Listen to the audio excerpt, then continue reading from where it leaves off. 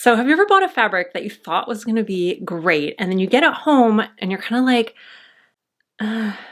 so that happened to me recently, and let me just show you what I'm talking about. So first of all, this is the project I'm planning to make. And if you haven't seen my video on everything I'm planning to sew this spring, I'll link that below in the description. So my plan was to make the Seamwork Joss pants, which are a really casual design, but I wanted to make them a little bit more elegant. So I was planning to make them in sort of a slinky, almost silky, camel colored fabric, which I thought would be really classic. So I found this really slinky rayon twill at our local fabric shop, and I thought it was going to be perfect. But here's the thing, the lighting in our local fabric store is notoriously awful, and depending on what part of the store you're in, fabric looks completely different. Colors look totally different. It was only when I got home that I realized this fabric is like almost exactly the same color as my skin. All right, let me show you.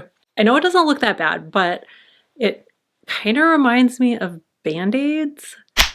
It is pretty much the same color as my skin. I kept seeing it sitting on my cutting table over the next week and thinking, like, did I leave a pair of Spanx sitting over there? I mean, look at this. This is like the exact same color as my foundation. So I'm a little concerned that I'm gonna make these and it's just gonna look like I'm not wearing pants. Yeah.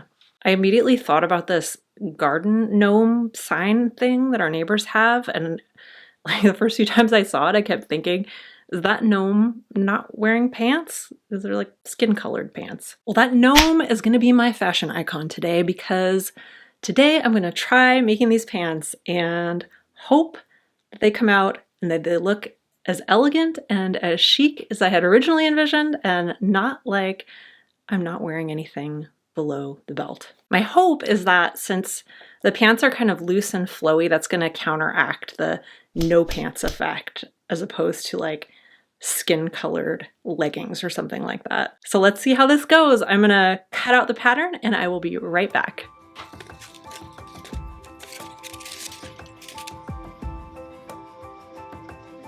All right, I've got my pattern all cut out now. Here it is.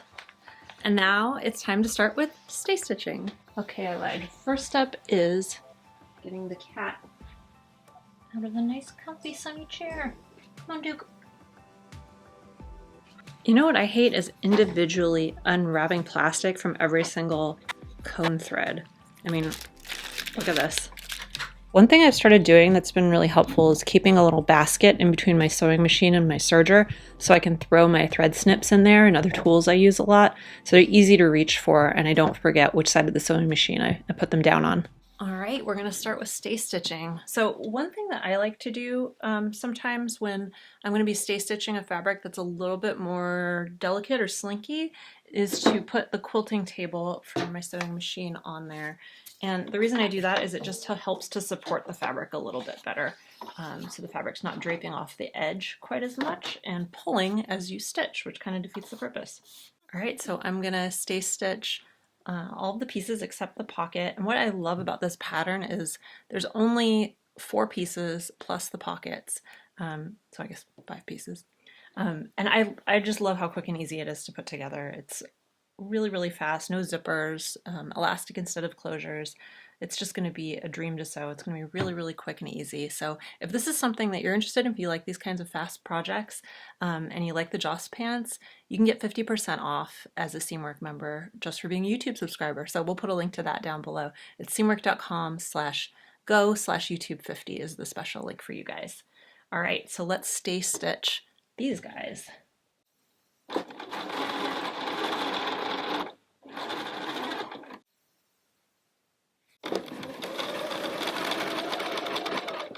All right, so the next step is to make the pockets, but I'm a little bit concerned because this fabric is so drapey that the pockets might end up a little bit droopy. So I'm going to cut some interfacing and just interface with lightweight knit interfacing the top of the pocket. So I cut out some 1-inch strips of knit interfacing and I'm going to apply them just a little bit from the top of each pocket.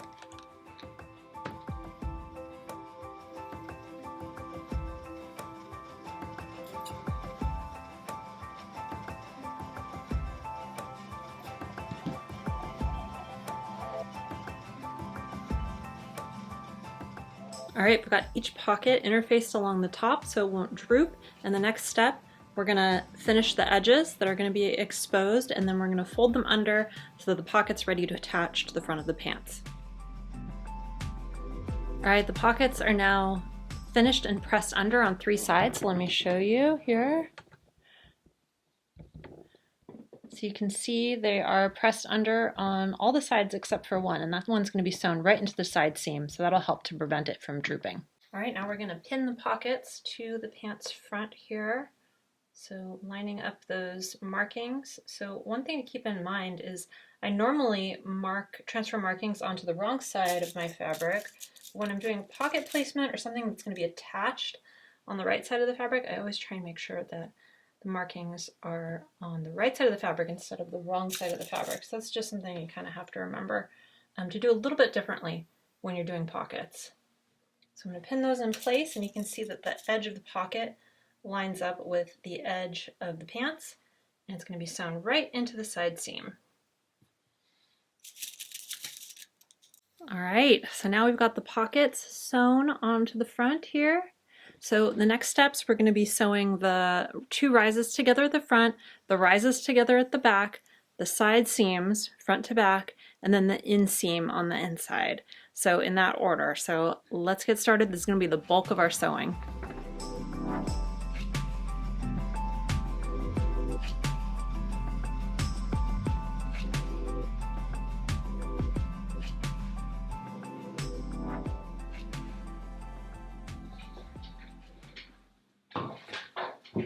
Oh, it's a battle royale in the bathtub.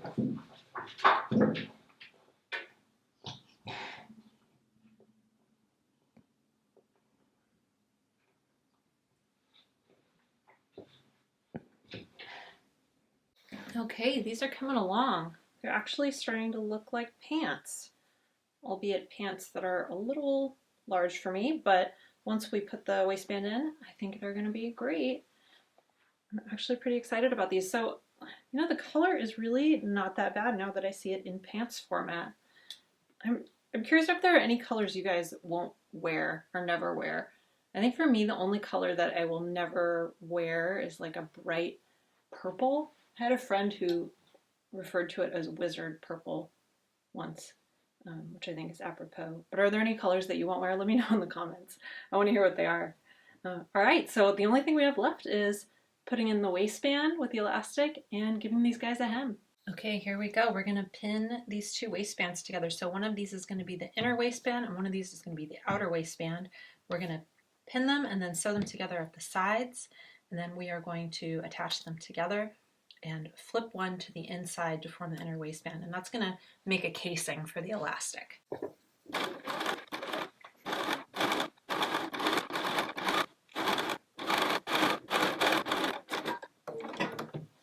You might notice that I'm understitching this without an edge stitch foot, and that's because I don't own an edge stitch foot right now. I'm between edge stitch feet, you might say.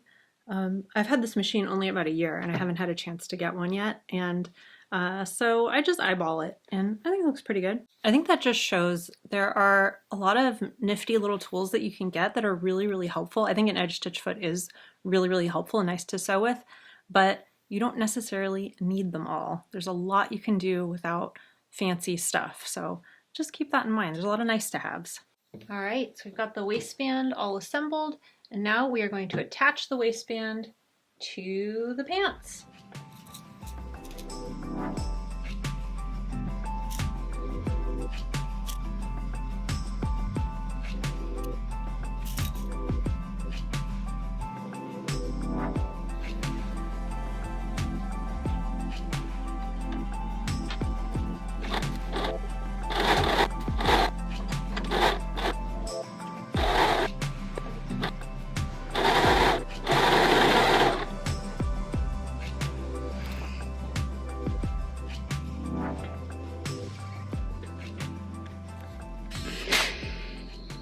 Okay, we are almost done. I've got the pants all assembled, the waistband is on there, so I've got a nice waistband that's going to form a casing for elastic, which is going to cinch these in quite a bit. I just want to show you the elastic while I'm here, which is this 1-inch braided elastic. It's a no-roll elastic, and if you want to learn more about elastic, check out our elastic video that Haley did. It's amazing. We will link it below. But the reason it's important to use braided elastic like this rather than a woven elastic is that you can sew right through braided elastic, which is what we're going to do. We're going to top stitch the waistband on top of the elastic to prevent it from getting really bulgy. Okay, so we're going to thread the elastic. I use 2 safety pins. I take 1 safety pin and pin the end to the seam allowance on the inside, and that's just to keep this end from accidentally sliding into the casing. And then I take another safety pin, I'm using a pretty large safety pin, and use that to thread the elastic.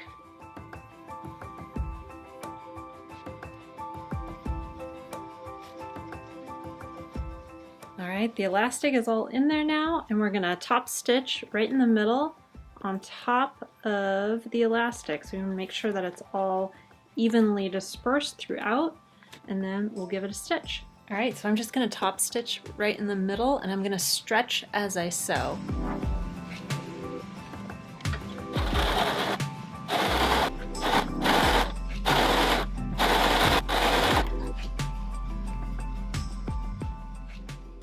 I really like the kind of sheared look that this has, so I think I'm actually going to add 2 more rows of stitching just to make it even a little bit more sheared looking and reduce some bulk. So let's try that.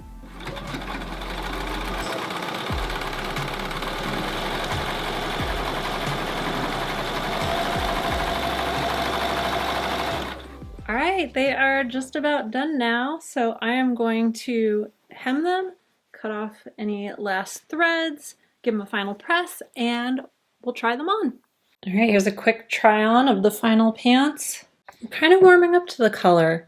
You know, I think after seeing it with my pink nails, I'm going to try it on with something a little bit brighter. See how that looks. All right, I put on this bright pink cardigan that I have. I really like the way like a really bright pink looks with camel, so let's see how this looks.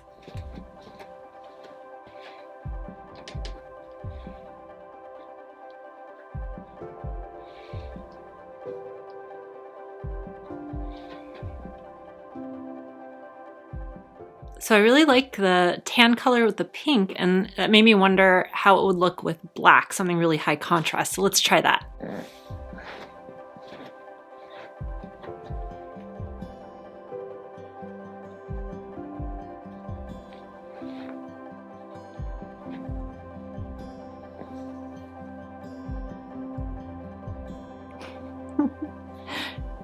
Okay, I think I found some color combos with this tan that I really like.